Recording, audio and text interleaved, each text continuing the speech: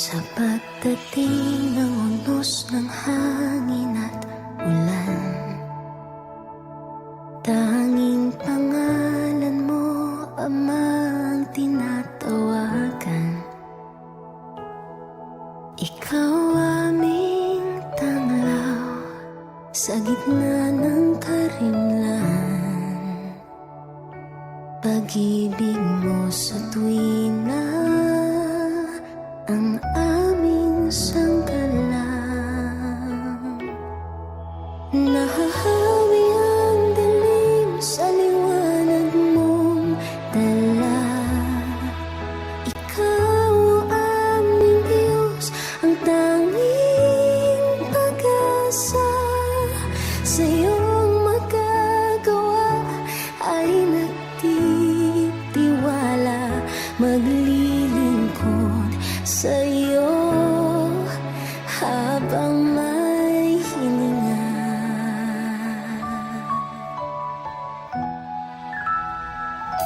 Sa bawat luha, dala mo ay ngiti.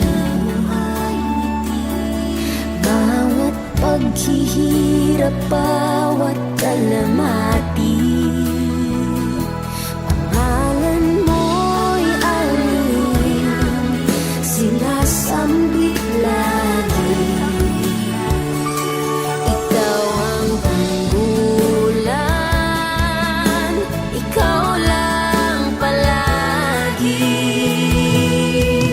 Nahahawi ang dilim sa liwanag mong dala. Ikaw ang aming Diyos, ang tanging pag-asa. Sa iyong magagawa ay nagtitiwala, maglilingkod sa iyo habang may hininga. Kahit pa ang mundo ay magunaw,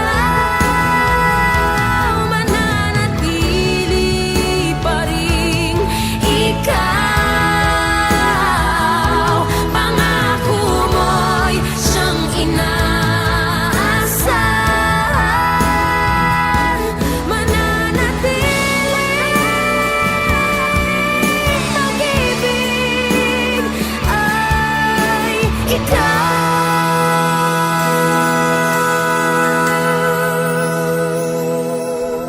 Nahahawi ang dilim sa liwanag mong dala.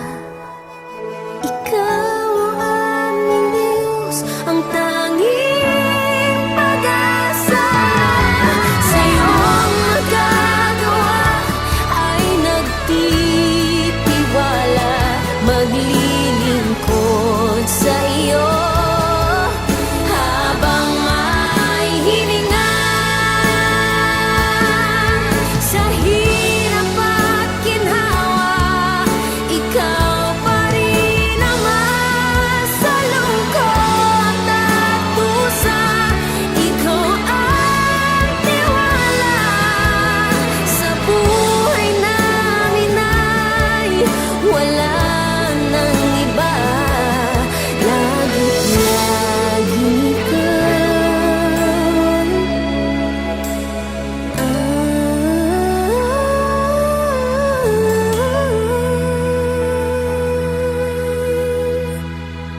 Pag-asa.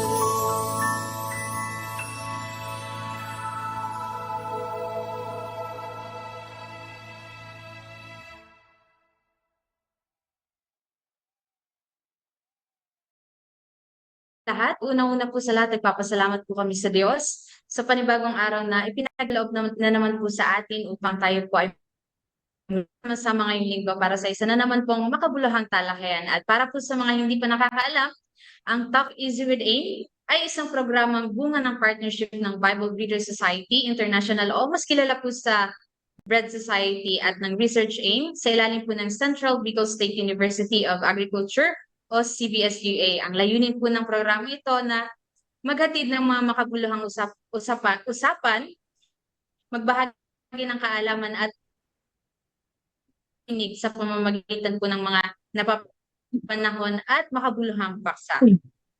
Maraming salamat po sa lahat ng patuloy na sumusuporta sa ating programa. At kung first time po ninyo kaming mapanood o mapakinggan, welcome po kayo sa Talk Easy with Aim. Para naman po sa mga na-miss ang ating mga previous episodes, maaari niyo pa rin po itong mapanood sa ating official YouTube channel na Talk Easy with Aim. Huwag din po ninyong kalilimutan na mag-like, mag-share at mag-subscribe para lagi po kayong updated sa ating mga bagong episodes. Ayan po, makikita niyo po sa ating screen ang ating YouTube channel. And still, this is Joanne, your host for today's episode, together with my co-host Jane. As of now, wala po ang aming isang co-host na si Julius. And God willing po, makasama namin siya sa susunod na episode. And join us as we learn, reflect, and grow. Kamusta naman ang iyong linggo? Hello po, Ma'am Joanne. Good afternoon po. At sa lahat po ng makikinig ngayon sa atin na namang live this Sunday. Okay naman po, Ma'am Joanne, medyo masama po ang pakiramdam kagabi. Kasi po, binunot ko po mag-isa yung gipid ko. Pero after a decade of waiting, kagabi lang po nabunot. Pero okay na din po, Ma'am. Pero nga pala po, Ma'am, share ko lang po na napakaganda ng ating pinag-usapan noong nakaraan kung paano natin tinitimbang ang tama at mali. At kahit na anong bagay pa man na walang pahintulot ng may-ari ay hindi natin dapat kailanman ang angkinin. Maliit man o malaki, mura man o mahal, ito ay mananatiling kasalanan pa rin. Mula sa aral na ito, dadalhin na naman tayo ngayon sa isang kwento ng paghawak ng mahigpit sa pinakamahalagang yaman, ang ating pag-asa at paninindigan. Dahil sa buhay, madalas ay may mga pagkakataong tila inaagaw sa atin ang lakas, ang oras o ang ginhawa. Ngunit ang tunay na matatag ay marunong magpahinga. Pero hindi kailanman sumusuko. Ito ang puso ng ating paksa ngayong hapon. Pag-uusapan natin ang tapang na dala ng pagmamahal at kung paano nananatiling buo ang puso kahit pagod na ang katawan. Pero bago yan, welcome po sa lahat na nakikinig sa atin dyan. At syempre po, Ma'am Joanne, shout out po muna tayo sa ating 13K viewers. At shout out din po sa mga estudyante ng Pasacao Municipal National High School, Rolando R. Andrea Senior Memorial High School, Pamplona National High School, Don Mariano C. Veneracion National High School, at sa 1F Trevino National High School. Back to you, Ma'am Joanne. Ayan, maraming salamat, Jane. At isang mainit na pagbati pa rin po sa lahat ng mga estudyante, guro at mga tagapakinig mula sa mga paaralang binanggit mo, Jane. Maraming salamat sa inyong patuloy na pakikinig at suporta po sa Talk Easy with Aim. Sana ay may mapulot po kayong mga aral mula sa ating tatalakayin, lalong-lalo na po ngayong hapon. At Jane, since wala si Julius, wala tayong ibang kakamustahin, tayong dalawa side sa ating guest speaker. So, puro ikaw yung kakausapin ko mamaya. Yes, Ma'am. At bago tayo, Kinakabahan na ako bakit puro question and answer portion tayo dito. tama Baka yan. magpa-recite ka ulit, Ma'am. Recitation. Una pa lang recitation na Jane. Don't worry, hindi ka muna magre-recitation. At magsha-shoutout muna ako at baka tayo ay may makalimutan. Mamaya paalalahanan mo ko sa iba natin yung shoutout. At Sige shoutout po. po sa ating 17,000 na ay madagdagan pa. At sa mga nanonood po ngayon, sana po ay may mapulot po kayong aral sa ating tatalakay. Medyo hindi po umuulan dito sa lugar ko pero mahina yung internet. Hindi ko alam kung bakit. Siguro sa sobrang init naman, hindi dahil sa sobrang ulan. Alam ko dyan sa inyo, Jane, medyo dito po Opo, sa... maulan po dito, Ma'am. Alam kung ilan ang init ngayon, pero kaninang umaga nasa 34 yung init. 27 degrees Sana Celsius na yan, Ma'am. 20? Dito sa Pinas. 27? Opo, degree Celsius dito sa Pinas. Parang baba naman yun, Jane. Hindi ako naniniwala. Ang baba ng 27 na yan. Ayan. Ayan. For today's episode, Jane, naalamin natin matibay na sandata ang Yes. subok na hindi natin inaasahan dahil ang ating paksang pag-uusapan sa araw na ito ay mapapagod pero hindi susuko upang gabayan tayo sa mas ipakilala muna na yung hapon, Jane. Pwede mo na bang ipakilala ang ating guest speaker? Opo, ma'am. Kanina pa po ako gustong ipakilala kasi po parang ang saya po ni ma'am kausap. So ayan, hindi na po natin papatagalin pa dahil kahit ako po ay super excited na makakwentuhan ng ating sikat na guest sa episode na ito. Our guest for today is a mom, autism advocate, and content creator who has inspired millions through her journey with her daughter named Jasa. She has 1.8 million followers on Facebook. Wow. Through our awesome Jasa, she shares the realities of life with autism, not just the challenges, but also the victories, milestones, and everyday moments that inspire hope and understanding. Her mission is to spread autism awareness, promote acceptance, and encourage families that no one walks this journey alone. Please welcome Mami Bam, Maria Lourdes Bravante.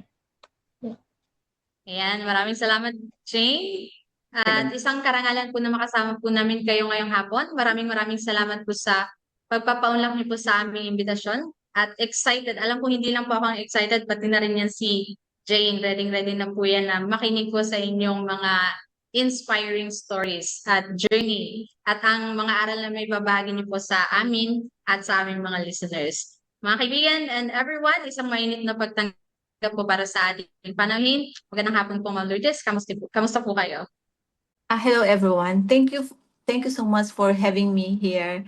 Good afternoon po sa lahat na sumusubaybay. And nagpapasalamat po ako sa pagbigay niyo ng oportunidad na gawin po ako dito sa inyong guest. And especially po kay Miss Galang, sa lahat po na sa Pasakaw Extension, Sibiswa ba yun? Thank you so much po. Maraming salamat. And it's truly an honor po to be here and to be part of your podcast. Thank you so much. Ayan, Parang nananalbis tayo. medyo kinakabahan po kayo, Ma'am. Hindi lang po kayo kinakabahan, kami rin po. Ready Para na ano po lang ba po ang mata tayo? mo, ma'am? Ano lang po, kwentuhan lang po tayo. Huwag po kayong kabahan. Kasi kahit kami po kinakabahan din po kami. Pag nakita po namin yung kinakabahan, mas kinakabahan po kaming dalawa. Hindi okay lang. Kasi, siyempre, excited. I'm excited to share our journey. Yung pagiging isang autism family. Talagang, sana sa story namin, maraming ma-inspire. Para mas lalong maunawaan, mas lalong mabigyan tayo ng opportunity na masuportahan ang may mga autism and may mga special needs dito sa ating bansa. Kaya talagang it's my pleasure to be here po. Para po ma-spread yung awareness sa atin. Opo, kami po ni Jane, excited na rin po kami at sana ay yung mga nakikinig, excited na rin po. Alam ko may mga viewers po tayo na follower ni Ma'am Lourdes. Andito po sila, nagsha-shoutout po sa inyo. Shoutout po sa ating mga viewers today. Nasa 22,000 na po tayo. Thank you so much. Yes. Opo, ay shoutout lang po natin isa-isa para wala pong magtampo sa atin. Shoutout ko po muna pala yung ating technical director, JC. Baka walan po kami ng text sa susunod na episode pag nakalimutan ko ngayon. Mamaya, babatiin ulit kita. Don't worry. At ayan po, shoutout din po kay Ate Dada at Beth Ramirez Ranjovet. Shoutout po sa inyo. Ayan po. Sige po, para hindi na po tayo magtagal at mas magamit po natin yung ating oras, siguro, umpisa na po natin ang ating talakayan. Jane, can you give the first question? Yes po. So, ito po ang unang katanungan galing po sa anonymous sender. So, ano po ang pinakamahirap at masaya sa pagiging isang awesome mom? Hello. Yeah. Ulitin ko lang yung questions, yung pinakamahirap at saka masaya sa pagiging isang awesome mom ko. Okay. Ang pinakamahirap nahinervous talaga tayo. So, ang pinakamahirap ay ang makita ang anak ko na nahihirapan. Pero hindi niya mapaliwanag kung ano ang nasa loob niya. Yun yung pinakamahirap sa part namin. At yung pagtatantrums niya na hindi ko kaagad-agad na-address. Yun yung mga pinakamahirap na karanasan ko. Tapos yung pinakamasaya naman, yung nakikita ko yung anak ko na nagta-try hard siya na mag-socialize, interact sa mga tao. Tapos yung pag nag-uusap kami, tapos bigla na lang siya mag-i-insist. It means na naiintindihan niya. Yun yung mga happiness na sa part namin ng magulang. So, yun, mga ganon. So, Ayan, thank you po. Thank you po, Ma'am Lourdes. Alam ko po, kasi dito po sa amin, sa lugar po namin, actually kaninang umaga lang karga-karga ko yung isang bata po dito na meron ding um, ah, same po kay Jaza. At hirap po talaga sila makipag-socialize, di ba po? At minsan, lalo na kapag overcrowded yung paligid, talagang minsan na-overwhelm po sila. yes, Pakiramdam totoo nila yan. nahihirapan talaga sa mga ganong instances. Pero nakakabilib po kasi kailangan po ng mahabang pasensya dyan. Nagtatantrum sila, hindi mo sila pwedeng sabayan. Kailangan mo ng napakahabang pasensya. Nakaka-proud po yung mga parents na mahaba yung pasensya. Yung sabi ko po sa inyo, yung nahirapan kami pag nagtatantrum si Jaza, hindi namin na-address. Kasi hindi po dahil mahina, hindi kami, wala pong magulang na perfect na magagawa kaagad na mapapatahan agad yung batang may nagtatantrums. So, yun po, pag hindi ko na-address agad or lumawak pa yung tantrums, feeling ko napaka-useless kong magulang. Doon po yung parang nagiging parang down na down yung feeling mo kasi parang di mo kayang tulungan yung sarili mong anak sa kanyang kahirapan. So, kaya sobrang tulong ng live stream ay yung vlogs namin kasi doon through vlogging marami akong natutunan dahil maraming mga nag-i-input na mga idea din. So, Opo, yun po yun. Ma'am Lourdes, may follow-up question lang po. May mga magulang po kasi na nahihirapan magdisiplina. Alam ko po, naranasan nyo din po at first na hirap po yung magdisiplina, lalo na po sa mga instances na nagtatantrums. Pero may mga parents po kasi na hindi nila alam kung paano yung tamang paraan para i-deal yung ganong mga pangyayari or mga ganong instances po. Ano po yung inyong may papayo sa kanila? Naniniwala ako sa disiplina ay hindi kailangang may pananakit. Kasi maraming bata na may autism, na may sensory at communication challenges. Kaya mas kailangan nila ng pasensya, pag-unawa at tamang gabay at endless na pagmamahal. Ang layunin naman ng disiplina is maturuan sila, hindi takutin. So yun laging iniisip ko na pag ang magulang kalma, mas natututo ang mga bata na mas lalong kumalma. Natututo ang mga bata na hindi, mas natututo ring maging kalmado ang mga bata pag ang magulang is kalma lang mag-approach. Kasi sa amin po, sa amin dito, ako yung kalma, yung daddy niya is medyo iba yung approach niya is medyo hindi siya kalma kasi kung magsalita. So, pero hindi ko mababago yung approach ng father niya kasi siya na yon, ganun na siya. So, ako na muna yung magpapakalma kay Jaza, kung hindi ko kaya, saka siya papasok. At kung hindi naman siya, marami pa rin, pwedeng mag-insist, katulad ni Kuya Levitt din. Nakakatulong din sila.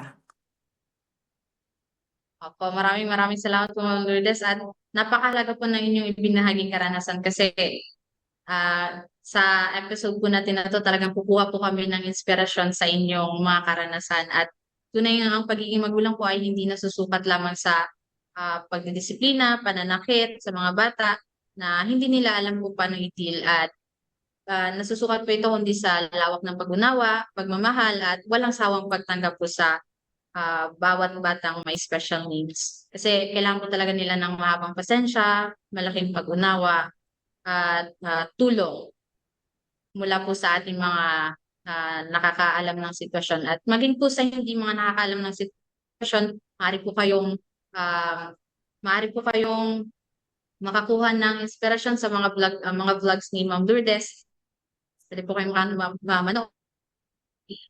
May mga parents po na hirap sa financial, walang mapagkunang pera para maipa-check up yung mga anak at umaasa lang din po sa mga videos lalo na ngayon. Pero hindi natin hinihikayat na manood na lang ng mga videos sa YouTube or kung saan man po para matuto. Mas maganda pa rin po makapag-check up at alam natin para malaman natin kung paano i-deal yung mga ganong sitwasyon. Pero sabi ko nga po, yung mga vlogs po ni Ma'am, marami po tayong natututunan kasi ako po mismo, napapanood ko po yung mga vlog ni Ma'am Lourdes at marami din po ako natututunan. Although mahaba po yung pasensya ko, minsan talaga nauubos na tayo ng pasensya sa iba't ibang sitwasyon. Pero um, yung mga kagaya po ni Ma'am Lourdes, nakaka-proud at nakakatuwa po yung haba ng pasensya ni Ma'am. Pero sana po yung mga viewers at listeners po natin ay may matutunan at may makuha ang aral po sa ating episode ngayon. At kung may mga question po kayo, pwede po kayo mag-comment sa ating comment section at babasahin po natin yun kung may mga tanong din po kayo kay Ma'am Lourdes. At yan, Jane, sunod na natin agad yung ating second question. Ito po ma'am ang second question. Bago ko po makalimutan, so shoutout po sa ating ilan na po? 22K follower. 22K on live stream po na nanonood. So, ang pangalawa pong katanungan sa inyong pong karanasan, ano po ang pinakamahirap na sandali na naging mitsa para sabihin ninyong mapapagod pero hindi susuko at paano ninyo nalampasan po iyon? Okay. Yeah. Meron akong prepare. Ito yung pinakamahirap na sandali ay noong paulit-ulit ang meltdowns o tantrums ni Jasa. At tila walang nakakaunawa sa aming pinagdadaanan. Parang dati dahil wala akong masyadong knowledge, hindi pa tayo magaling kasi nag-uumpisa pa lang tayo ng magkaroon ng anak na may autism. Parang ang dali kong mag-give up. May mga araw na pagod na ang isip, emotional, financial, lahat parang gusto mo na kasi wala kasing ganitong vlogs noong panahon. So, pero yung bawat ngiti ni Jess parang nakikita ko may mga maliliit na improvement at yung pagmamahal na pinapakita ni Jess sa amin, para yun yung nagbibigay sa amin ng dahilan para magpatuloy ba. So, sa tulong ng may kapal, sa tiyaga, pagtanggap, at suporta ng aming pamilya, komunidad, nalampasan namin lahat ng pagsubok at lalampasan pa habang buhay. Kaya totoo yung kasabihang mapapagod pero hindi susuko. Dahil ang pagmamahal ng isang magulang ay laging mas matibay kahit sa ano pa mang hamon. Yeah. Po kayo dyan, Ma'am Lourdes. Ang pagmamahal po talaga ng isang magulang, walang kapantayan eh.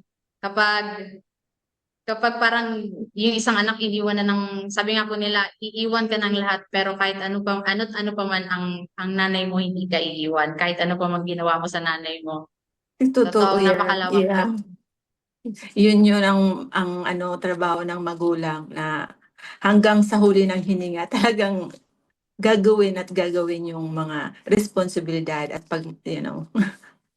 tulad ng mga magulang din natin na ginawa sa atin. Minahal tayo at hindi tayo give up.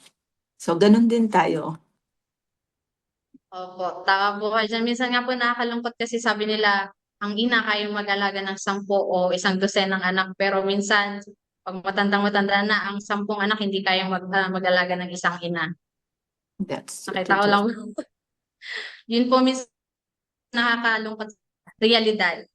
Yung sampung anak kayong alagaan ng nanay eh. Isang dosen naman yan. Pero kapag tumanda na yung nanay, 10 anak hindi kayang alagaan yung isang ina. That's Reality the po minsan. reality. Totoo yan. Yes po. Kaya nakakatuwa po. Ano po yung ano ko eh, yung damdamin ko sa mga matatanda talaga. Malambot yung damdamin ko sa matatanda kasi laking lola din po ako.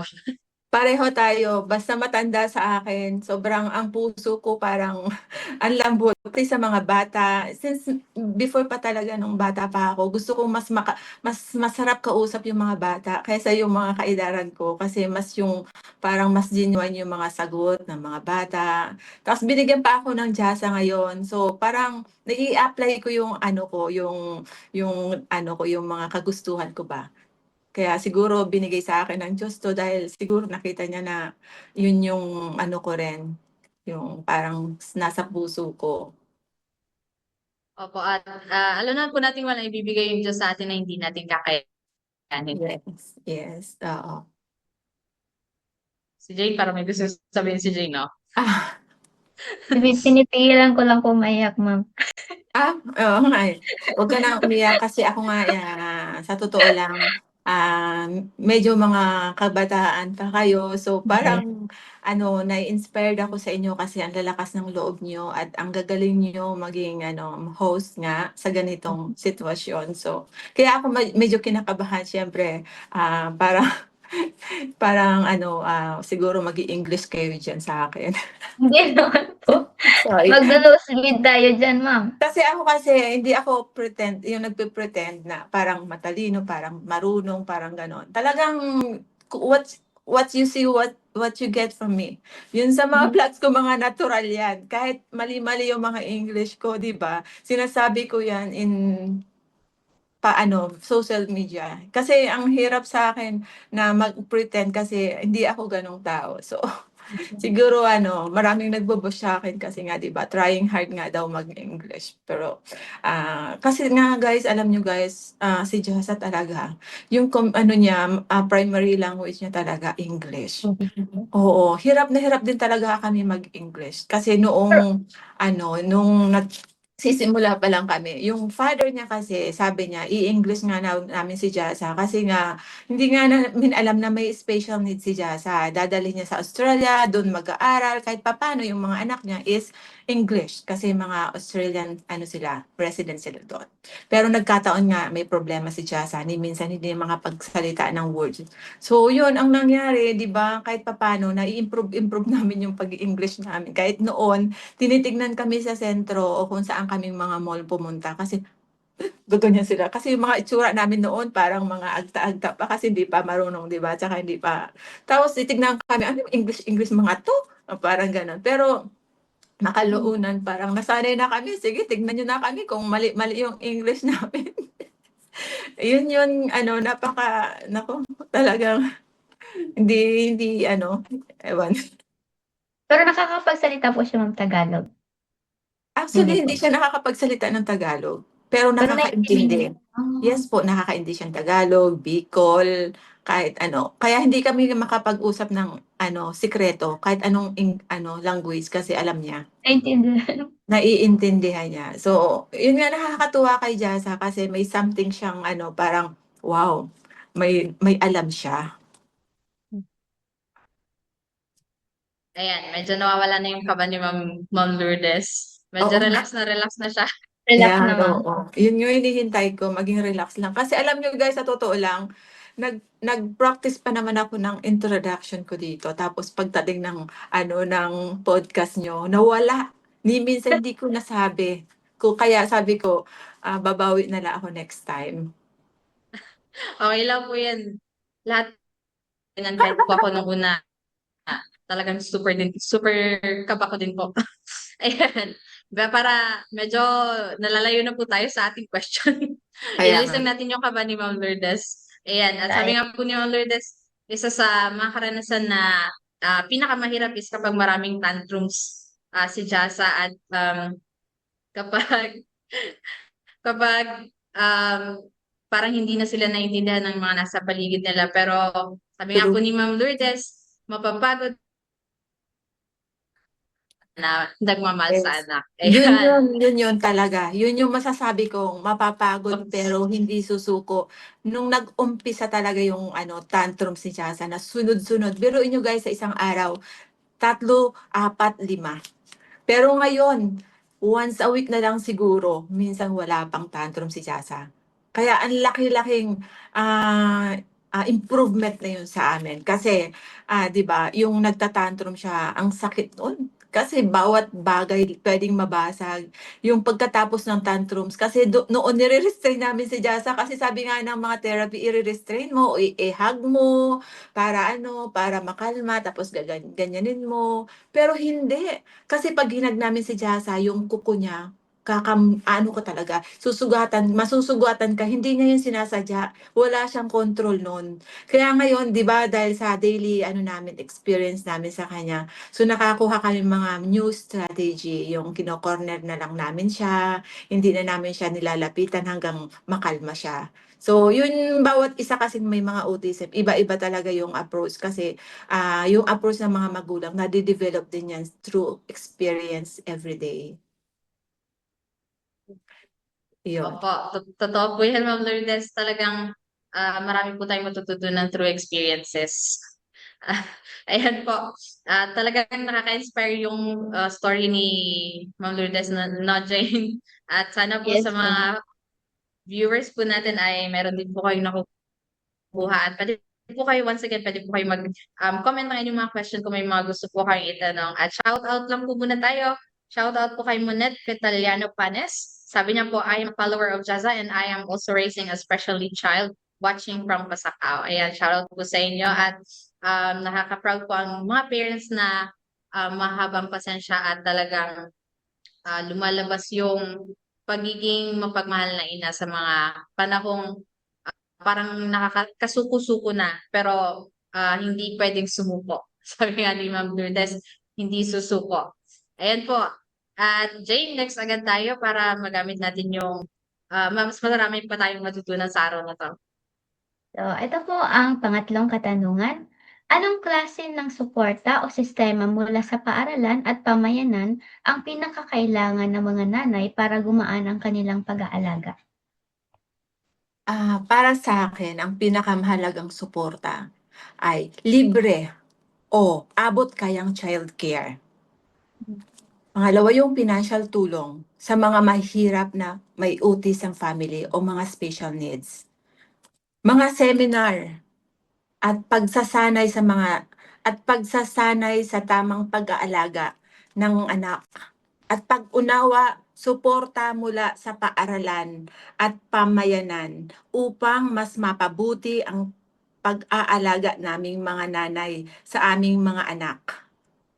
Sa ganitong paraan, mas magiging handa at kumpiyansa kami sa pag-aalaga ng aming pamilya. Mahalaga rin ang mga pagkakaroon ng programang gumagabay sa mga nanay upang maging maayos, ligtas at epektibo ang aming pag-aalaga sa aming mga anak.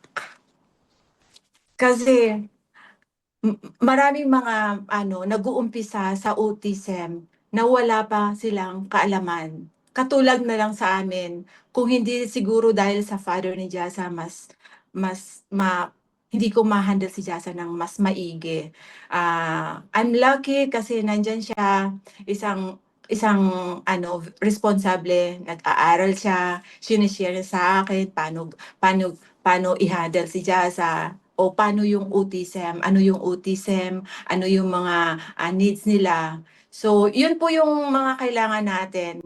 Yung unang-una nga po, yung affordable at libreng daycare para sa mga severe case na katulad ni Jasa. Kasi po ngayon po dito sa atin, sa Pilipinas, mas marami pong programa sa mga batang may ano lang po, mild autism. Pero sa mga severe na mga katulad ni Jasa, parang naiiwan po sila. So, yun po yung mga kailangan namin at mga programa din po para sa mga magulang na gagabayan po yung mga nanay paano nila i-handle yung mga anak nila. So, sana po may mga programa na maipalabas dyan po sa mga school niyo po at sa ano po sa pamahalaan din po. Yun yung po yung pinaka kailangan po namin. Suporta po, tunay na suporta, hindi lang po ano, parang nasa papel lang at hindi po nangyayari. Opo, Ma'am Lourdes, at least po na nakakatuwa kasi meron na pong SPED yung ibang school po natin, tama po ba ako? Alam ko Yeah. meron na pong SPED yung ating mga school dyan. Pero hindi ko lang po alam kung paano yung sistema kasi wala po ako sa Pilipinas. So, Ma'am Joanne, meron tayong mga SPED. Oo, totoo 'yon. Pero sa tingin ko yung mga SPED hindi tugma para kay Jasa. Sa iba siguro oo. Biruin niyo, every natatanungan ko yung mga SPED nila is only 1 hour daw. 1 hour lang yung ano, pag-stay ng bata sa school. Kung alam lang ng karamihan paano namin ihanda ang aming mga anak para lang makapasok sa school. Talagang sobrang haba ng oras, yung pag-encourage, yung gastos, yung pamasahe, tapos mag-stay. Ang sinasabi ko po hindi po para sa akin, majority po. Ano po sa majority? Pupunta sa school in 1 hour lang. Pero wala naman po. Alam niyo po, delayed na po ang mga bata na katulad nga ni Jasa. Sana po ang inahanap natin yung kumbaga mahabang oras din. Mahabang oras para po rest din ang mga parents, saka po magkaroon din po ng trabaho kung sakaling wala pong panghanap buhay nung daily ano nila, panggastos, makakapagtrabaho din po. Yun yung po ang tunay na hinahanap namin na mga ano po, parents na may mga severe na mga anak. Kasi po yung SPED po, ang tinatakal po nila yung mga sa ano po, 'di ba? Usually sa academic. Pero po may mga bata, kung sabi ko nga po sa inyo, mga iba't ibang klase na hindi sila true academic.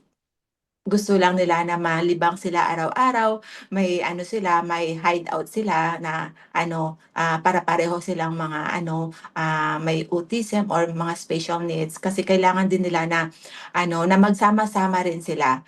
Kasi po yung ano, yung katulad ni Jasa 'pag um, nakakasama siya sa mga katulad niya, medyo po parang feeling niya at home po siya. Wala po siyang social problem sa bawat isa sa kanila. Kaya yun po yung ano, yun yung naiisip po namin na kailangan namin. Parang nafe-feel niya po ma'am na belong siya doon. That's right po. Oo. ayan. Kasi po si Jasa Ayan. nagkakaroon lang ng Opo, social problem pag ano, pag yung pong katulad ng mga ano, na typical na tao, 'di ba? Feeling niya tinitignan siyang different. Pero kung pare-pareho sila, hindi sila gano'n. Mas kampante po sila. Parang equal po opo, yung mas trato maganda niyo. po talaga. Di ba? Kaya nagsasabi kami, medyo mahina po yung internet ko at talagang napuputol yung audio ni Ma'am Lourdes at ni Jane. Pero sana ay naririnig pa rin ninyo ako. Yeah, Yes ma'am, naririnig ka namin, Miss Joanne. Ayan, opo. Maganda po talaga may mga trainings po para sa parents. Pero hindi lang po sana sa parents, no? Pati na rin po sa community. Kasi hindi lang naman po parents yung nagdi-deal sa mga batang may special needs eh. Pati po yung mga tao sa paligid nila, kailangan aware din po sa kalagayan nila at sa kung ano ang dapat nilang gawin, di ba po? Lalo na sa amin, mga kabataan na laging nasa labas. Minsan, sa mga mall, may nakikita kami, ah, may nagtatantrum na bata. Minsan, wala kagad, di mo alam kung anong gagawin. So, tanaw. So, maganda po yung training, di ba po, para sa lahat, hindi lang sa mga parents, Oo, tama. para para aware tayo kung ano yung pwede nating maitulong kapag may mga nai-encounter tayong mga um, ang tawag doon, mga ganong instances at iwas ano na rin po siya eh, iwas bullying na rin po siya eh. Kasi kapag aware ka, hindi ka na mambuli ng batang hindi mo alam kung ano yung um, ang tawag doon, hindi mo alam kung ano yung pinagdadaanan ng isang bata. Kasi hindi lang po siya pambata eh, may mga awat tulong, may mga tumatanda rin na may autism. So Ang hindi lang siya dami. pang bata talaga, from bata hanggang sa matatanda na nakaka-survive, eh, kailangan aware po tayo bilang mga mamamayan sa mga ganong kalagayan para alam po natin yung ating gagawin. Lalong-lalo na po ngayon sa school eh. Kapag hindi aware yung mga bata, bakit ganito yung isang estudyante, doon nag-uumpisa yung training para ma-aware din po yung mga bata. Oo, napakaganda po ng ng sinabi mo, Miss Joanne. Kasi alam niyo guys, sa mga katulad ni Jasa na may autism, ang galing po nila ng magbasa ng reaction ng mga tao. Yung yung pakiramdam ng mga ibang tao, nababasa nila. Kung totoo ba sila or nagpi-pretend lang sila or ah parang nangbubuli, madali silang maapektuhan. Lalo na pag nakasalubong si Jasa na medyo problemado or nakasimangot, alam niya rin po yun. Or mabait sa kanya or genuine yung pakikitungo sa kanya. Sobrang, doon sila magaling. Doon sila magaling. Kaya po yung awareness na ginagawa po namin, sobra pong nakatulong sa kanya. Kasi talagang naintindihan siya. So bawat na makita siya, nakangiti sa kanya at nag-hello, lalo po siyang na-encourage lumabas. So, very thankful. Parang malaking tulong po talaga yung environment na po. Very true. So may nag-share po ma'am si Ma'am Monette Petaliano Panes. So sabi niya po, I have 2 sons with autism. Naka-enroll po sila sa SPED. Tag 1 hour lang po talaga sila and twice a week ang Yun pasok po, daw. yun yung mahirap kasi ang preparation namin bilang magulang. Shout out po Ma'am Monet Panes kasi po alam ko po yung niya bilang isang ina, no? Kasi yung effort namin talagang sobra-sobra tapos 1 hour lang. Sana po yun yung namin talaga, wish namin na magkaroon tayo ng mas mahaba na kahit hindi academic socialization at yung pong libangan ng mga bata dito sa ating bansa. Opo, tama po kayo dyan. At sa tingin niyo po, Ma'am Louie, bilang mga kabataan at sa mga estudyante rin po, paano po hawak ng kamalayan o awareness laban sa stigma o diskriminasyon sa mga bata at pamilyang may autism? Anong matutulong ng kabataan? Ako po, grabe po ang belief ko sa mga kabataan na sobra pong maging mabait lang po sila sa mga may sa mga special needs. Sobrang tulong po 'yun. Maging mabait, at handang tumulong pag kailangan. At yung pagsasalita nila mahinahon, mas may respeto. 'Yun yung po yung kailangan namin sa komunidad po, sa mga kabataan. At sa pag-spread ng autism, real information about sa autism, yung pag-spread po nila sa mga kaibigan po nila, sa social media, mas nakakatulong po yun na mas maka-create tayo ng mas yung mapag-unawa pong community. So, kami po may mga autism na mga anak, mas may encourage po kami na ilabas ang mga anak namin, matuto po sa public place yung mga anak namin. So, wala po sa amin magdi-discriminate na parang ang tingin sa amin, yung ginajudge na po kami. So, talaga po ang mga kabataan, sobra pong salute po ako diyan kasi marami po akong na-encounter ng mga students sa talaga pong one time po nga po kami magko-cross kami ng pedestrian lane. Bro, si Jason nagtatantrums. Nauupo po siya sa middle of road na po. May estudyante po lumapit sa akin 3, tinulungan po kami. Nilibang si Jasa hanggang makatawid kami. Kaya salute po sa mga kabataan po na mga estudyante na gano'n. Nag-initial po sila magtulong kahit hindi po ako humingi ng tulong. Ayan. Ikaw, Jane, may tanong ko sa'yo, Jane. Naka-encounter ka na ba ng ganong situation? Ano yung na-feel mo? Sa, situation ko po ma'am, wala pa po ma'am. Pero parang kapag naka-encounter po ako ng gano'n, siyempre po kapag nangangailangan din po ng help ko, siyempre po tutulungan ko po. Kasi po ako po kasi yung parang kung 'pag nakita ko lang po na may tatawid sa kalsada parang gusto ko ng, ay parang gusto kong tulungan din po, parang gano'n. Parang instinct na lang po or parang nature na lang po na gano'n na parang gawin mo. Kasi parang gano'n na din po yung kalakihan ko po. Simula nung bata pa po ako. So, Maganda po. nakadepende po siguro sa pagpapalaki din po ng mga magulang nila. Kasi po, Miss Jane, minsan po may mga taong takot sa may Mm. autism. Lalo na po yung mga autism na may mga repetitive behavior, tapos yung 'pag nag-excite sila iba parang mananakit sila ng ibang tao. So, Mm. hindi po lahat ng tao na nakakakita ng may mga autism na mga tao is naiintindihan. So, ang iba po talagang lumalayo.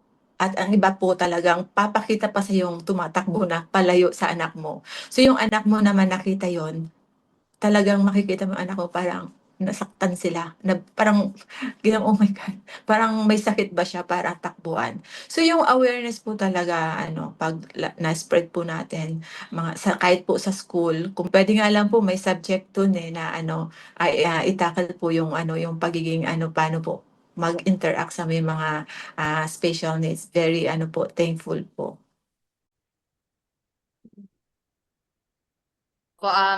Talagang minsan po sapat na yung pagiging mabait, 'di ba, Jane? Kasi sa isang tao talagang natural na yung pagiging maawain.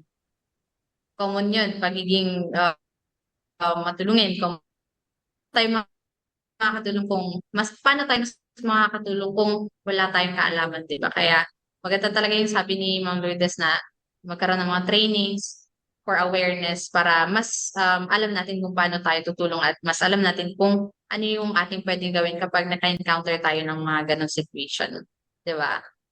Ayan Pero na parang para sa'kin talagang ma'am, parang mas maganda nakakatakot yung po mga 'pag ganitong topic, marami tayong matututunan sa mga ganitong topic.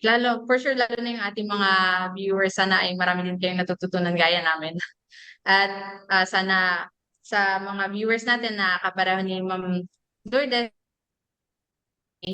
batang may special needs, sana po ay wag din po kayong susuko. Andiyan po ang ating government. Alam ko po yung ating government, meron po silang mga program para makatulong din po sa inyo. At syempre po, meron po tayong Diyos na laging malalapitan para um, mataingan po ng ating mga dinadala. Syempre, talagang Diyos po yung ating pinaka-ultimate na malalapitan sa panahon ng mga hirap na tayo. siguro po Ayan. mas nakakatakot po kapag normal naman po na wala namang special needs pero, parang hinahabol ka ng itak. Gano'n yung mas nakakatakot ma'am, Kasi sila para sa'kin. may intention. Pero Yes, yung yes ma'am. mga opo, yung mga katulad nila Jessa, wala siyang intention manakit ng ibang tao. Yes ma'am. Nagagawa lang nila yon kasi sometimes may something sa body nila. So wala silang control. So tayo yung mga ano, yung mga taong nasa matino ang pag-iisip. So tayo talaga yung mag-a-adjust. Kasi may mga tao na nagsasabi na wala out of control yung anak mo. So dapat hindi nilalabas sa public. Ang sa akin naman, paano naman matututo yung bata kung hindi i-expose sa public. Kaya nga ini-expose namin kasi yun yung ano, yung kailangan ng anak namin, yung pakikitungo sa mga tao, yung hindi matakot sa mga ingay. So sana sa lahat ng may mga ano po nakakakita sa amin na nag-strive kami para matuto at yung masanayan yung public places. Sana yun ang hinihingi namin na wag husgahan agad at wag kaming ano sana manatili yung kabutihan niyo po. Dahil para-pareho lang naman tayo na ang aim natin is mapabuti ang ating mga mahal sa buhay. So nagkataon na mayroon autism ang anak namin. So lucky nga po kayo kasi wala kayong ganyan. So yun na lang po sana ang laging laging maano po nyo. Yun lang. Oo, yan. Laging isipin po. Thank you. Opo. Ayan. Parang napapahaba na tayo, pang ilang question pa tayo din. Apat.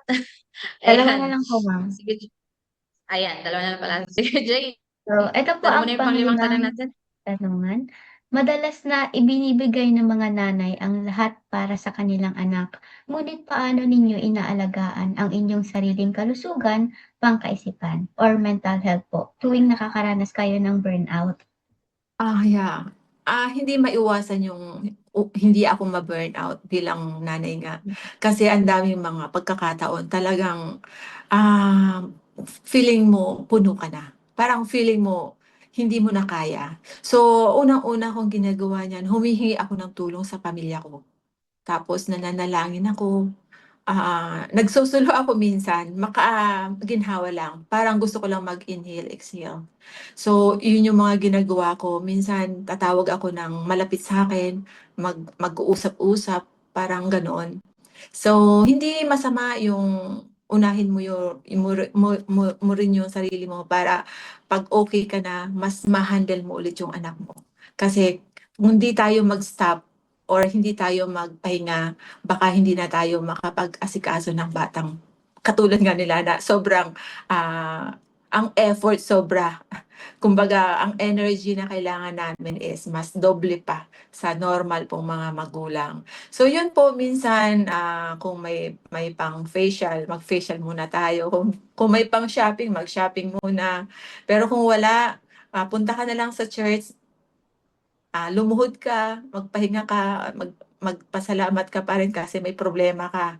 Kasi yun, para sa akin, kung hindi ako binibigyan ng Diyos ng problema, wala rin akong susolusyunan. So, anong meaning ng buhay ko? So, yun lang lagi.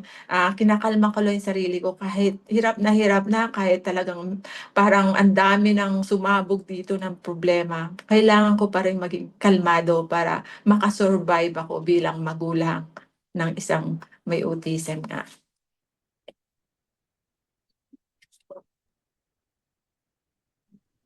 Sorry. Ang hirap pindutin ng mic ko. Ayan. Tama po kayo dyan, Ma'am Lourdes, kasi paano nyo aalagaan si Jasa kung kayo din po mismo ay mapapagod na at magkakasakit? Minsan nga po, sinabi sa akin ng isang nanay dito na may autism din yung kanyang anak. Sabi niya, ang isa sa kinatatakutan ko ay ang mawala ako kasi hindi ko alam kung sino yung mag-aalaga sa anak. So, yun po yung Totoo po sabi. yan. Yun din po, Miss Joanne, Huwag po ninyo pabayaan yung mga sarili. yes po. Yun yung pinaka-fear ng isang magulang na katulad namin. Kasi yung pag-aalaga namin talagang from the bottom of our heart, di ba? So, pagdating sa ganun, parang wala kang control. So, palagi mo sinasa Diyos na lang kung sana maging maayos, di ba? Yung anak mo na pinagpaguran mo mula nung pinanganak mo hanggang sa mawalan ka na ng malay, di ba? Yun yung fear talaga namin mga parents. Na, kasi talaga hindi namin alam kung anong mangyayari sa future. Kaya hanggang buhay kami, ginagawa namin lahat. So wala naman kami ng control kung mawala kami tapos yung mga anak namin is maiwan. So pinapanalangin ko na lang yung mga anak ko, mga normal na sana nandiyan sila. Dabayan nila yung anak, ay yung mga kapatid nila. So talagang grabe yung parang iniisip namin yan. Sobrang, parang minsan pag naiisip namin yan, parang hindi mawala sa amin, tumulo yung luha. Kasi talagang, ewan ko ba, parang hindi mo alam kung magiging okay si Jasa, hanapin ako ano maging epekto sa kanya, 'di ba? Kasi mawala nga lang po ako ng isang araw o isang oras o gano'n, parang hinahanap niya kami. Pati yung father niya siyempre kahit may edad na yun, 'pag nawala yun, 'di ko alam yung epekto sa bata. So, yun magiging ano lang talaga, yung maging malakas ng loob lang talaga.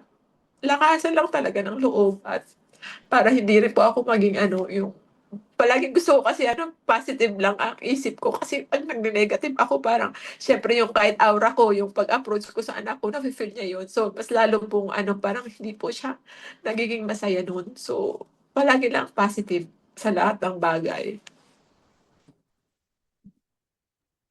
And we really appreciate po yung strength niyo po, Ma'am Lourdes, at talagang um, nakakatuwa po yung mga magulang na handang ibigay ang lahat para sa kanilang mga anak at um, talaga hindi po natin alam yung panahon at hindi natin alam yung mangyayari sa future. Siyempre, Diyos po ang nakakalam po na mangyayari pero yun nga po, sabi niyo nga po, isa yun sa pinaka-fear. Pero sa mga kagaya niyo pong um, may inaalagaan, may special needs, we are proud of you po na hanggang sa dulo po talagang lumalaban kayo at sa mga nauubusan na rin po ng um, pag-asa, wag po sana kayong mawawalan ng pag-asa at sana ay magbigay po ng inspirasyon itong ating episode sa araw na ito. At pasensya na Ma'am Lourdes, pinaiyak ko kayo. Si Jane kasi, Jane, baka may gusto ka sabihin, Jane. So, naka-relate po ako dun sa sinabi ni Ma'am Lourdes na yung siyempre po hindi po natin alam kung hanggang kailan po tayo dito. So, may mga yung sabi mo po na may kapatid po si Jasa po. So, palagi po sa aming sinasabi ng parents ko na mahalin mo yung kapatid mo kasi kayo na lang yung ano parang magdadamayan kapag wala na kami ganyan. So, yun po. Parang yung mga magkakapatid po talaga yung talagang magdadamayan kapag may mga times na gano'n po yung nasa isip po natin. So, sila po yung parang kukuha Oo. din ng lakas ng loob po. So, yun po. Sa case naman po namin kay Jasa, kasi nga po 'di ba meron ding ano, choice si Jasa sa Australia pero hindi siya close dun sa mga kapatid niya doon. Pero si Jasa kasi everytime mag-away kami ng daddy niya, kinukuha ng daddy niya. Parang sa kanya si Jasa at hindi sa akin.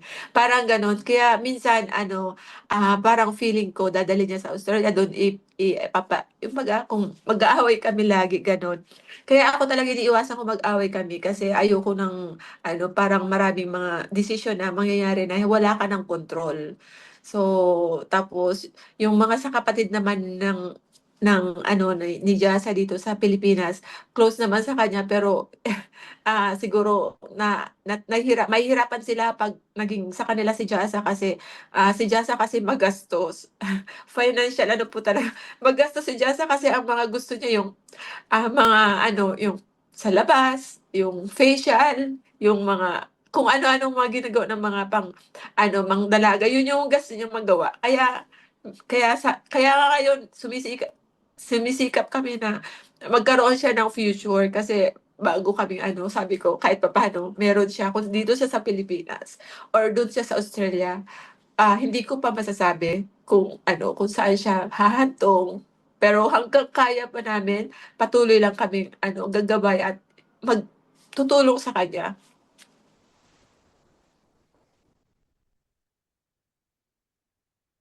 Parang Si Jane. Nagsalamin na rin si Jane, Ma'am Lourdes. Oo. Ganda pa rin kahit magkasalamin tayo kasi para mas clear yung ano, paningin natin, 'di ba? kasi ma'am 'pag nakasalamin daw ka po kasi nagmumukhang genius. Kaya Tama yan. Oo, tama yan. Kayo mga genius kasi kayo, 'di ba? Kaya ano, okey lang yan kahit may salamin sa wala. yes, Nakaka-genius po pala ang pagsusot yes ng ma'am. salamin. Nerdy ang dating ma'am. Ayun. May time pa ba tayo, Jane? So, puwede pa po bang, Ayan, siguro isa na lang question natin, no? opo, Ayan, siguro siguro po ibigay na natin yung last question. So, Sige. ito ang last question, ma'am. So, bilang nanay po na na-experience ang pag-aalaga sa isang awesome kid, ano po ang mga bagay na na-realize ninyo sa mismong kondisyon ng autism? Ang na-realize ko, Yes ah, po. na ang autism ay hindi siya sakit. Actually, may sinulat ako dito.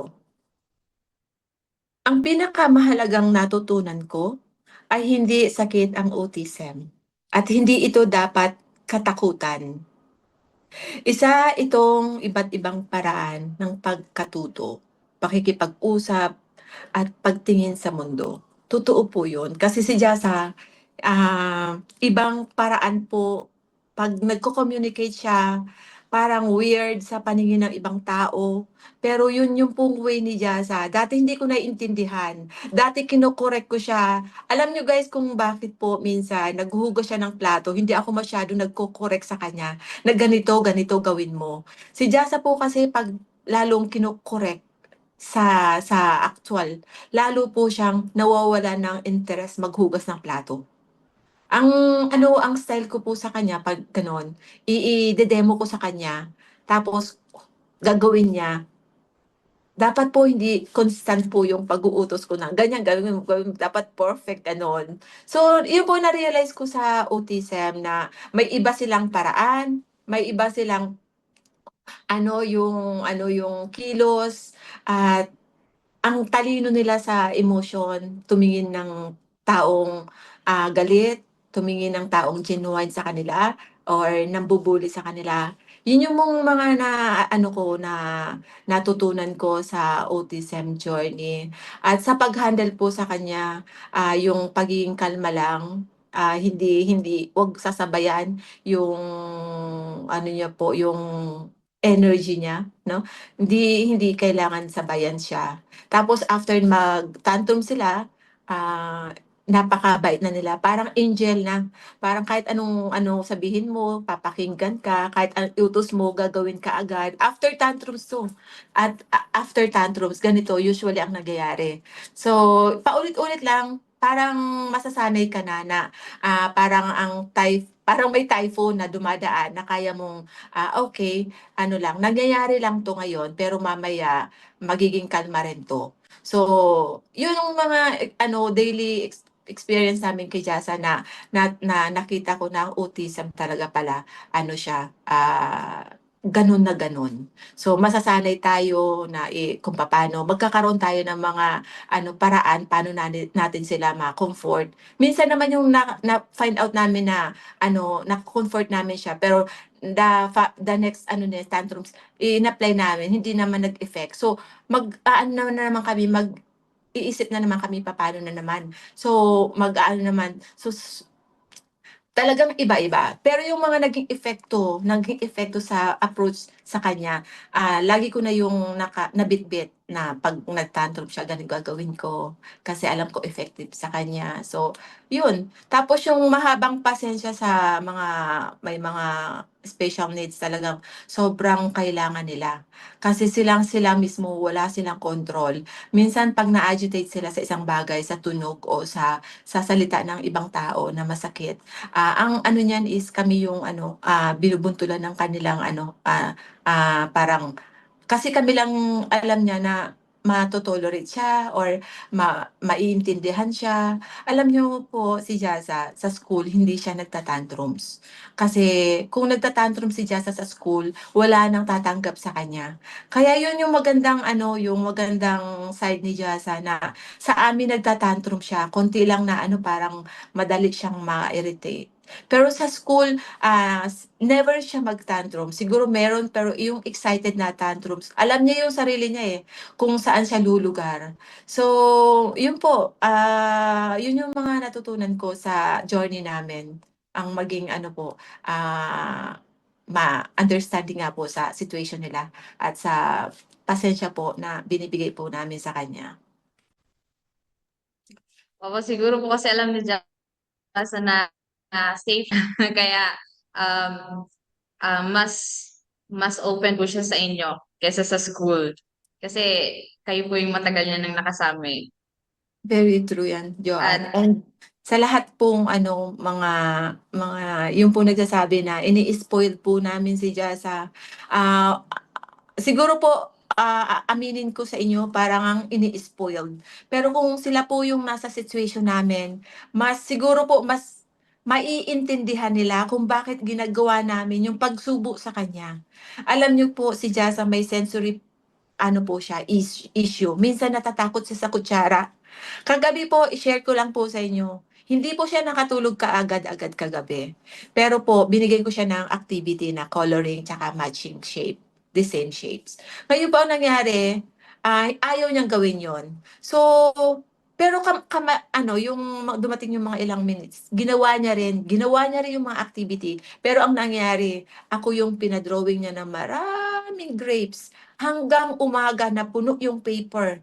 Grabe, ang daming grapes sa isang malaking paper hanggang maantok siya. Ganon po katalaga sobrang anong sasabihin po ng ibang tao na ididisiplina yung bata. Sasabihin mali yung mag-draw ako ng mga grapes na ang dami-dami hanggang umaga. Pero po napakiusapan ko si Jasa. Sabi ko sa kanya, enough because mommy's so sleepy. Can I sleep? Mga 3 a.m. na po yun. So, parang naintindihan niya na rin. So, yun, binigyan niya rin ako ng rest. So that's talaga po napakalalim ng meaning ng autism. Po at talagang kailangan ng mahabang pasensya po. And as we have different ways of dealing with different in different situation naman po. Kaya Totoo. ito mas okay to, mas gumagana to, mas effective to, dito tayo. Ito hindi to effective, wag natin tong gawin. So hanap tayo ng different way para mas ma-deal natin tong situation na to. Parang ganun po, Ma'am Lourdes, di ba po? May tanong lang ako. Pwede ba magtanong? Yes, ma'am. Parang na-curious ako kay Miss Jane Mardy Mansor na Yes. parang are you relate sa amin ba or parang parang sobrang na-touch ka dun sa journey ng may katulad ko. Parang feeling ko meron sa pamilya niyo po ba ganito? Ano po, hindi po kasi kami close, pero meron po siguro yung ano po, parang lolo ko na po siya, gano'n. Parang yung mama ko po kasi is yung mama niya nagkunig na. Yung mama niya po is may kapatid po siya, yung kapatid niya po is meron din, sa pag-iisip din po. Pero parang hindi pa po siya siguro autism. Pero ang ano din is naka-relate po ako dun sa paano po 'pag, wala na po yung ano, yung mama niya kasi matanda na din po siguro, matanda na po din po siya. Then pero iniisip niya pa din po yung, magiging future nung, kapatid ng lola ko po. So gano'n po. Parang gano'n din po kasi matanda na din po siya and then matanda na din po yung siyempre po lolo na, eh, matanda na po talaga. So parang yun din po yung iniisip niya na paano kung mangyari din po yung parang kinakatakot ng lola ko, gano'n po. So Kasi parang pero opo, na-appreciate ko po yung yung parang interest mo po sa katulad namin, sa inyo rin po, Miss Joanne. Sobra pong nagpapasalamat ako kasi may mga katulad niyo na nagbigay sa amin ng oportunidad na the more po namin na ipagpapatuloy ang ganitong journey. Kaya nagpapalakas rin po kayo ng loob sa amin.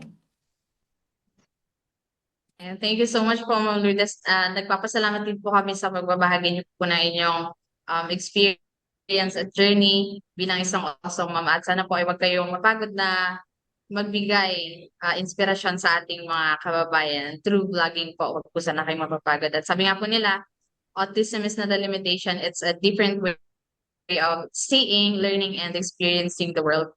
Every child with autism has unique strength, talent, and potential. What they need most is not a judgment, but an understanding, acceptance, patience, and love. Yun po talaga yung pinakakailangan ng mga batang may special na pangangailangan. At Jane, sa araw na ito, handa na ba ang iyong reflection? so Siguro po ma'am, paikliin ko na lang po 'to, pero naalala ko po yung nabasa ko about kay John Dewey na experiential learning. So, sabi po ni ma'am is parang dun kapag na-experience mo po talaga yung isang bagay, dun mo po talaga makaka-relate or matututo kung paano po i-handle yung autism. So, parang, naglawak pa po yung knowledge ko po about sa may autism na, bata po. So, siyempre po kapag meron pong autism is talagang malawak po talaga yung understanding mo and then ang pasensya mo din po. So, siguro po ma'am, ang masasabi ko lang po kay ma'am is, super na-appreciate ko po and then super na-impress po ako sa, parang pinakita mo pong, strength sa amin po. So, yun po ma'am, parang na-inspire po ako dun sa pagpapalaki mo po kay Jasa. And then yun po ma'am. So, thank you so much po. And then sana po is maging guest speaker pa po namin ikaw sa susunod naming episode Sure po, walang pong problema. Thank you din po. po. Back to you ma'am Jaan. Ay, sorry. Nakamiss Natutuwa pala ako lang. sa salita. Alam yung parang tears of joy kasi yung pagbigay nyo ng oportunidad sa akin na maging nandito po sa harapan nyo.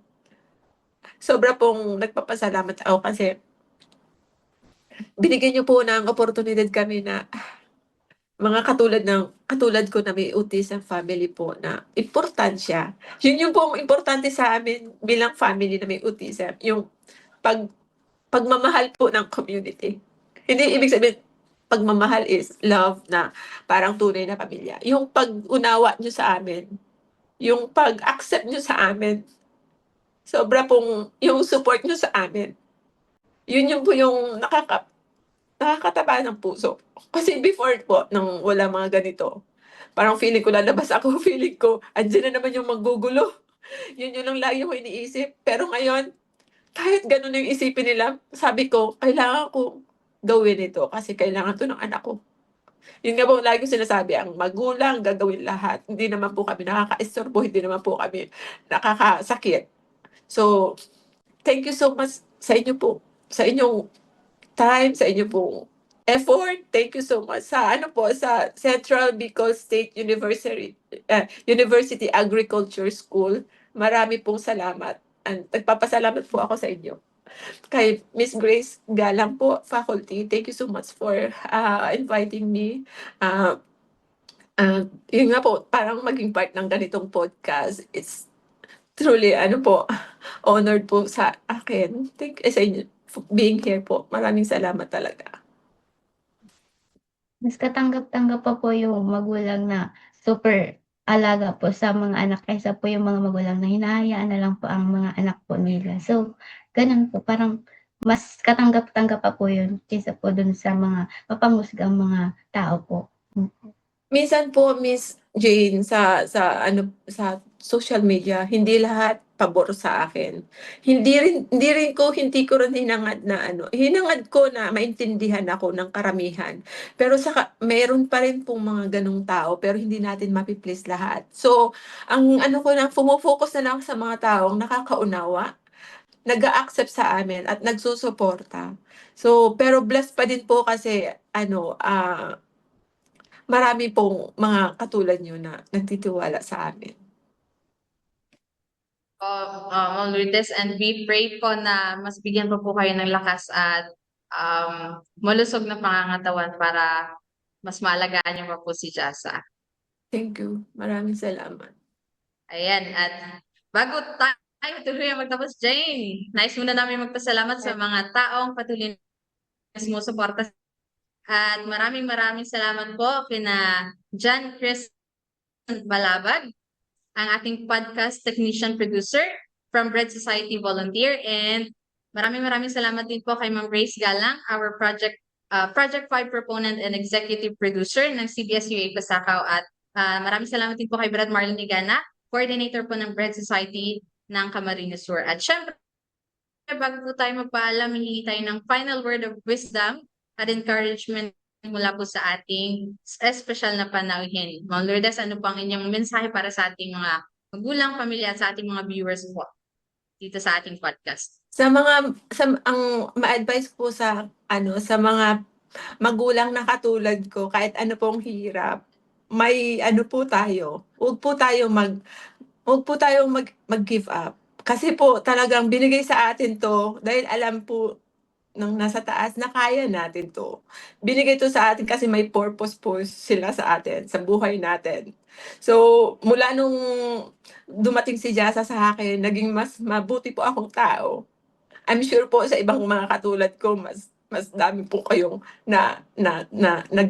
maging maganda po kayong human being nga po. So, ang masasabi ko lang po, andito po ako, hindi po kayo nag-iisa.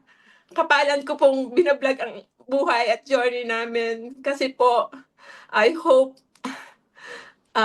our story will inspire many people po para mas lalo po tayong maintindihan, lalo po tayong ma-accept, lalo po tayong mabigyan po ng support. So, patuloy lang po tayo mga ka-awesome parents, ka-awesome families. Huwag po tayong mawalan ng pag-asa kasi one day po, mapapatama rin po yung mga kailangan natin. So, keep spreading lang po kasi ang government din po is siguro po naninibago sa sobrang dami natin. So, sana po magkaroon po kami ng magagandang programa na katulad po ngayon na pinagbigyan po tayo ng CBSUA Pasakaw extension na pagkakataon na nandito po tayo. So, sa pamamagitan nito, marami pong nanonood dito. So, tayo mga awesome family, sigurado pong magkakaroon po tayo ng solusyon sa mga anak natin po, sa mga kahilingan po natin. So, keep lang po praying and keep doing po what we're doing to our child kasi po minsan lang po tayo maging malakas. So, sa mga students po sa paaralan, sa mga paaralan po ganito, thank you so much po. Sana po ipagpatuloy niyo po yung pag-spread ng mga information about autism para po mas lalong lumagana po yung kabutihan. At kami po may mga autism na mga anak, mas lalo po kaming lumakas ang loob dahil po sa suporta nyo, hindi po kami mag-give up at tuloy-tuloy po yung pag-aalaga namin ng may tiwala sa sarili. Kasi po alam namin na andyan po kayo mga students, paaralan at pamahalaan na nakasupport po sa amin. Kaya God bless everyone. Thank you po sa inyong lahat. At mabuhay po Autism Philippines po. Ayan, once again, maraming salamat po Ma'am Lourdes sa pagbabahagi po ninyo ng inyong kwento. Tunay ng napakahalaga ng ating naging usapan ngayong hapon. Sa episode na ito, natutunan natin na ang autism ay hindi isang limitasyon, kundi isang paanyaya para mas maunawaan natin ang bawat batang may natatanging paraan ng pagkatuto at pakikipag-usap at pagmamahal. Natutunan din natin na ang pagiging isang awesome mom ay puno ng sakripisyo, pagod at mga hamon. Ngunit higit sa lahat, puno rin ito ng pagmamahal, pag-asa at katatagan. At para sa ating mga lang, tandaan po ninyo na okay lang mapagod pero huwag mawawala ng pag-asa. Hindi kayo nag-iisa, hindi po kayo nag-iisa sa inyong taong handang umunawa, tumulong at sumuporta po sa inyo. At sa ating lahat, maging bahagi sana tayo ng isang komunidad na mas mauunawaan, mas mapagmamalasakit at mas tumatanggap sa bawat taong may iba't ibang kakayahan. Kundi kung nagustuhan po ninyo ang ating episode ngayong araw, huwag kalimutang i-like, i-share at i-subscribe po ang ating official YouTube channel na Talk Easy with AIM. Ibahagi rin po ninyo ang episode na ito upang mas marami pa po tayong maabot at mas at matulungan po. At muli, this is Joanne with my co-host Jane and ang ating pong guest speaker. Maraming salamat po sa inyong lahat sa pagsama po sa aming sa hapon pong ito at hanggang sa muli. Dito lamang po sa Talk Easy with AIM, kung saan ang bawat kwento ay may saysay, bawat usapan ay may aral, at bawat tinig ay nagbibigay inspirasyon. God bless everyone at magandang hapon po. Always remember, always share the love. Salamat po sa Diyos. Thank you. Thank you po. Thank you. Sige, see you again. Picture taking muna po